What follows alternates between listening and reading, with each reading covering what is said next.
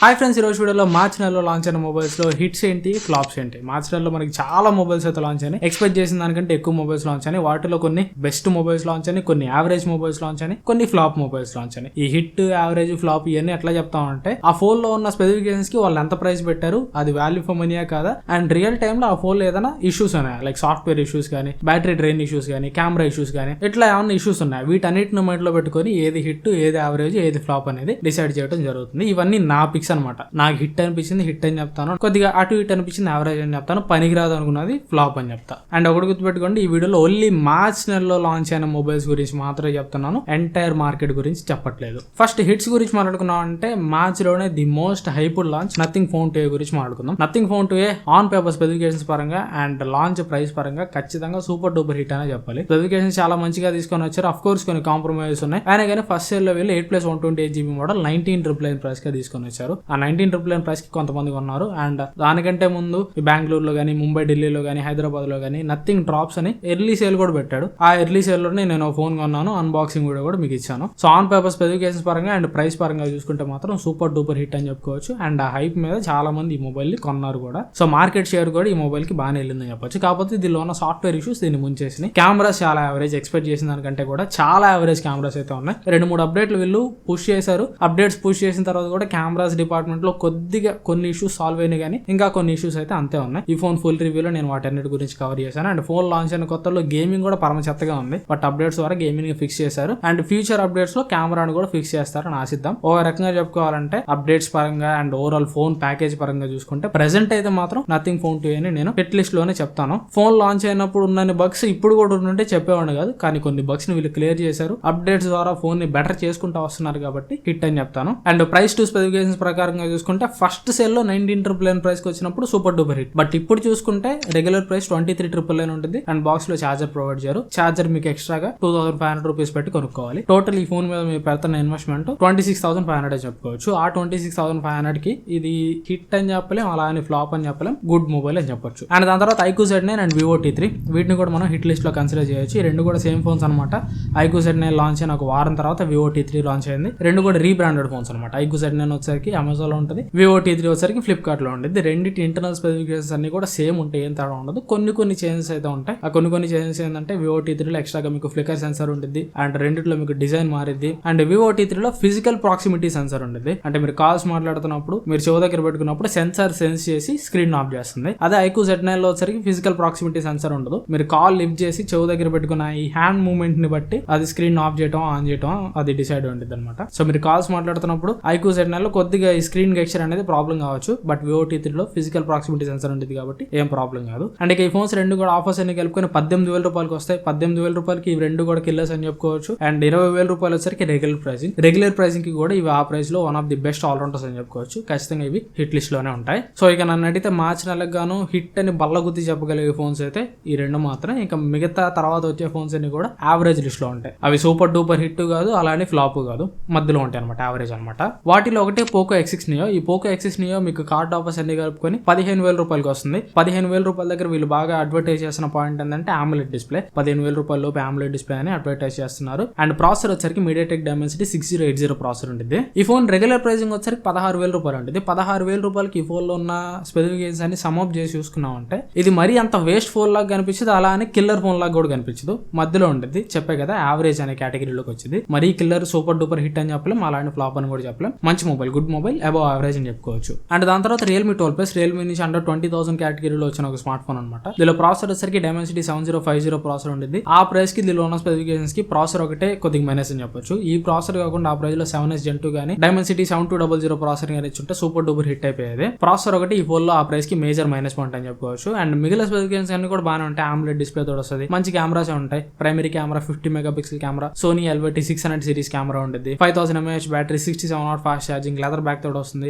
Regular price వచ్చరికి 20,000 rupees ఉంటుంది. Offers అన్ని కలుపుకొని 18,000 రూపీస్ కి వస్తుంది. 20,000 రూపీస్ కైనా 18,000 రూపీస్ కైనా iQOO Z9 and Vivo T3 వీటికంటే బెటర్ అని చెప్పొచ్చు. ఈ ఫోన్ కంటే బెటర్ అని చెప్పొచ్చు అన్ని డిపార్ట్మెంట్స్ పరంగా చూసుకుంటే. సో ఆ లెక్కలో చూసుకుంటే ఈ Realme 12 ని మనం సూపర్ డూపర్ హిట్ అని చెప్పలేం, కానీ యావరేజ్ అని చెప్పుకోవచ్చు. అండ్ దాని తర్వాత Poco budget phone Poco C61. దీని ప్రైస్ బేస్ మోడల్ వచ్చరికి 7,000 రూపాయలు ఉంటుంది. 7,000 రూపాయలకి ఇది ఓకే ఫోన్ అని చెప్పుకోవచ్చు, మంచి ఫోన్ అని చెప్పుకోవచ్చు. Helio G36 ప్రాసెసర్ తోడు వస్తుంది. HD+ డిస్ప్లే తోడు వస్తుంది. 5000 mAh బ్యాటరీ తోడు వస్తుంది. 10 వాట్ ఫాస్ట్ ఛార్జింగ్ సపోర్ట్ చేస్తుంది. 7,000 రూపాయల ప్రైస్ లో తీసుకొచ్చారు కాబట్టి అంతకంటే ఎక్కువ ఎక్స్పెక్ట్ చేయాలి. 7,000 రూపాయల ప్రైస్ కూడా దీనికి కరెక్ట్ ప్రైస్ అని చెప్పుకోవచ్చు. ఈ మొబైల్ కొద్దిగా హిట్ అని చెప్పుకోవచ్చు. అండ్ దాని తర్వాత Infinix budget smart phone Infinix smart 8 plus. ఇది కూడా మీకు G36 ప్రాసెసర్ తోడు వస్తుంది. కాకపోతే ఇది మీకు 6000 mAh బ్యాటరీ తోడు వస్తుంది. 18 వాట్ ఫాస్ట్ ఛార్జింగ్ సపోర్ట్ చేస్తుంది. And back side primary camera కూడా 50 మెగాపిక్సెల్ ప్రైమరీ కెమెరా ఉంటుంది. అదే పోకోలో చూసుకుంటే back side primary camera 8 megapixel ఉంటుంది. ఫ్రంట్ కెమెరా 5 మెగాపిక్సెల్ ఉంటుంది. అదే ఇన్ఫినిక్స్ లో చూసుకుంటే back side primary camera 50 megapixel ఉంటుంది. ఫ్రంట్ కెమెరా 8 మెగాపిక్సెల్ ఉంటుంది. అండ్ ఈ ఫోన్ ప్రైస్ వచ్చేసరికి 7,700 రూపాయలు పెట్టారు. 7,700 రూపాయలు కూడా ఈ ఫాస్ట్ ఛార్జింగ్,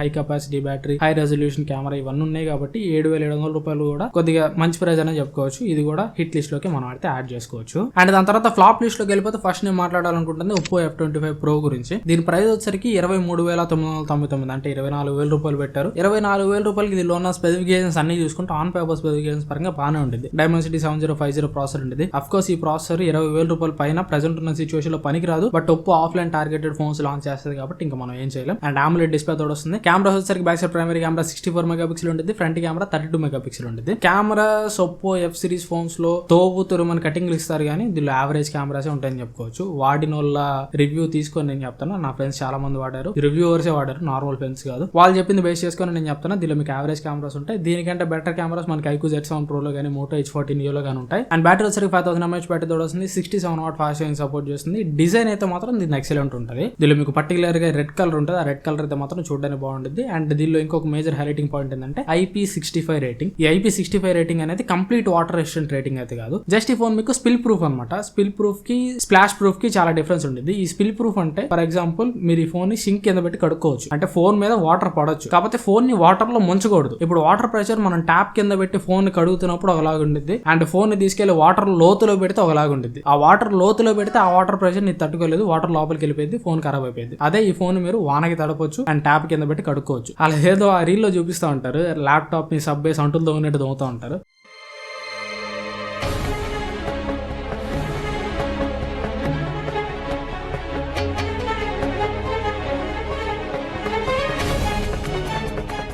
అలా మీకు కావాలంటే ఒప్పో F25 Pro ని అంటులు దోనట్టు తోముకోవచ్చు, అంతేగాని నీటిలో ముంచకూడదు. ఇది ఈ ఫోన్ లో హైలైటింగ్ పాయింట్ అనమాట. ఫోన్ ని సింక్ లో పెట్టి అంటులు దోనట్టు తోమన్నా కదా, నిజంగా తోమకండి, ఖరాబ్ అయిపోయింది. జస్ట్ వాటర్ పడితే సర్వైవ్ అయ్యింది. అదే నేను చెప్పాలనుకుంది. ఇక ఈ ఫోన్ ని ఫ్లాప్ కింద కన్సిడర్ చేయడానికి మేజర్ రీజన్ వచ్చరికి యావరేజ్ కెమెరాస్ అండ్ దీని ప్రైసింగ్ అనమాట. బట్ ఒక రకంగా చెప్పుకోవాలంటే ఈ ఫోన్ మీకు ఆఫ్లైన్ లో బాగా అవైలబిలిటీకి వస్తుంది. సో ఆఫ్లైన్ లో ఉండే మిగిలిన ఫోన్స్ తోటి కంపేర్ చేసుకుంటే ఈ Vivo V30 series, V29 series వీటితో కంపేర్ చేసుకుంటే ఆఫ్లైన్ టార్గెటెడ్ ఆడియన్స్ కి ఇది ఒక మంచి వాల్యూ ఫోన్ ఆఫరింగ్ అని చెప్పుకోవచ్చు. అందరూ ఆన్లైన్ లోనే ఫోన్స్ కొనాలి లేదు కదా, ఆఫ్లైన్ లోకి వెళ్ళి చాలా మంది ఫోన్స్ కొంటా ఉంటారు. అలాంటి వాళ్ళకి ఒప్పో F25 Pro అయితే సజెస్ట్ చేయొచ్చు. బట్ ఆన్లైన్ పరంగా చూసుకుంటే మాత్రం ఫ్లాప్ కి దగ్గరలో ఉండిద్ది అని చెప్పుకోవచ్చు. అండ్ దాని తర్వాత Realme 12, ఇది 12 Plus తో పాటు లాంచ్ అయిన బడ్జెట్ మోడల్ అనమాట. దీని ప్రైస్ వచ్చరికి 17,000 రూపాయలు పెట్టారు. 17,000 రూపాయలకి దీనిలో ప్రాసెసర్ వచ్చరికి Dimensity 6100 ప్లస్ ప్రాసెసర్. ఆ ప్రైస్ కి ఈ ప్రాసెసర్ అసలు జస్టిస్ చేయదు. 17,000 రూపాయలు అసలు దీనికి దండగా. ఖచ్చితంగా ఇది మీకు అటర్ ఫ్లాప్ అనమాట. అండ్ దాని తర్వాత Samsung Galaxy F15, ఇది మీకు ప్రైస్ వచ్చరికి 13,000 రూపాయలు ఉంటుంది. బాక్స్ లో చార్జర్ ప్రొవైడ్ చేయరు. చార్జర్ ఎక్స్ట్రా మళ్ళీ 1,300 రూపాయలు అనమాట. 14,300 రూపాయల దాకా ఈ ఫోన్ మీద మీరు పెట్టే ఇన్వెస్ట్మెంట్ అయితే వెళ్తుంది. ఆ 14,300 ప్రైస్ ని కన్సిడర్ చేస్తే ఈ Samsung Galaxy F15 అనేది అటర్ ఫ్లాప్ మొబైల్. కెమెరా చాలా యావరేజ్ ఉంటాయి. అండ్ దీనిలో కూడా ప్రాసెసర్ వచ్చరికి 6100 ప్లస్ ప్రాసెసర్ ఉంటుంది. ఆ ప్రైస్ కి ఈ ప్రాసెసర్ అయితే అంత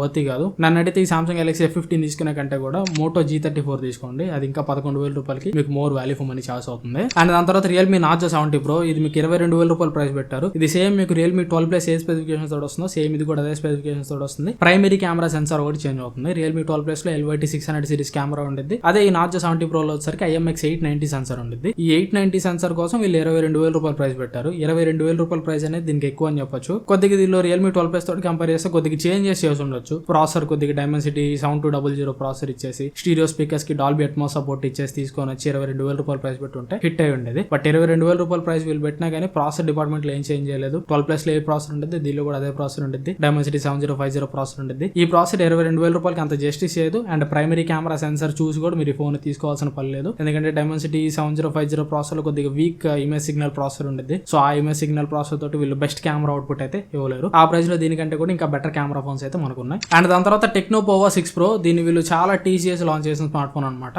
ఈ ఫోన్ లో మీకు అన్ని బాగానే ఉంటాయి. నథింగ్ ఫోన్ లో ఉన్నట్టు దీనిలో మీకు ఆర్క్ ఇంటర్ఫేస్ అని చెప్పి కెమెరా మాడ్యూల్ దగ్గర లైట్లు ఉంటాయి. 210 మినీ LEDs కలిపి లైట్స్ అనేవి చేశారంట. అన్ని బాగానే ఉంటాయి. స్పెసిఫికేషన్ స్పెసిఫికేషన్స్ ఆన్ పేపర్ చూసుకుంటే స్పెసిఫికేషన్స్ అన్ని కూడా మనకి నీట్ గా కనిపిస్తాయి. కాకపోతే ఆ ప్రైస్ లో వీళ్ళు ఏదైతే ప్రాసెసర్ తీసుకొని వచ్చారో డైమెన్సిటీ 6080 ప్రాసెసర్, ఇదైతే చెత్త ప్రాసెసర్ అనమాట. అండ్ ప్రైస్ వచ్చరికి వీళ్ళు రెగ్యులర్ ప్రైస్ 20,000 రూపాయలు పెట్టారు. 20,000 రూపాయల ప్రైస్ డైమెన్సిటీ 6080 ప్రాసెసర్. ఏమన్నా పొంతనుందా? టెక్నో మంచి మంచి ఫోన్స్ లాంచ్ చేస్తుంది, కాకపోతే ప్రైసింగ్ కరెక్ట్ గా పెట్టాలి. ఈ ఫోన్ కి ఒక 16,000 రూపాయలు 17,000 రూపాయల ప్రైస్ అయితే కరెక్ట్ గా ఉండేది ఈ ఫోన్ లో ఉన్న స్పెసిఫికేషన్స్ అన్నిటి బట్టి చూస్తే. బట్ 20,000 రూపాయల ప్రైస్ అయితే మాత్రం కరెక్ట్ కాదు, ఫ్లాప్ అని చెప్పుకోవచ్చు. అండ్ దాని తర్వాత మార్చ్ లోనే మోస్ట్ పాపులర్ ఫ్లాప్ ఫోన్ గురించి మాట్లాడుకుంటే మాత్రం Vivo V30 series. Vivo V30 and V30 Pro రెండు ఫోన్స్ అయితే ఉంటాయి. రెండు ఫోన్స్ కూడా మంచి ఫోన్స్, కెమెరాస్ బాగుంటాయి రెండు ఫోన్స్ లో, అండ్ రెండు ఫోన్స్ డిజైన్ బాగుంటాయి, అన్ని ఆస్పెక్ట్స్ కూడా బాగానే ఉంటాయి. కాకపోతే ఈ ఫోన్స్ ఫ్లాప్ కావడానికి రీజన్ వచ్చరికి వీళ్ళు తెచ్చే processor and pricing. Vivo V30 34,000 రూపాయల ప్రైస్ పెట్టారు. ఆ ప్రైస్ కి స్నాప్డ్రాగన్ 7 Gen 3 ప్రాసెసర్. ఆ ప్రైస్ లో ఈ ప్రాసెసర్ అయితే అసలు వర్త్ కాదు. ఓన్లీ ప్రాసెసర్ వల్లే ఈ ఫోన్ ఫ్లాప్ అయిందని చెప్పుకోవచ్చు. And V30 Pro Jain optics తోడు వస్తుంది, మంచి కెమెరాస్ తోడు వస్తుంది. ఈ ఫోన్ ప్రైస్ వచ్చరికి 42,000 రూపాయలు పెట్టారు. దీనిలో ప్రాసెసర్ వచ్చరికి డైమెన్సిటీ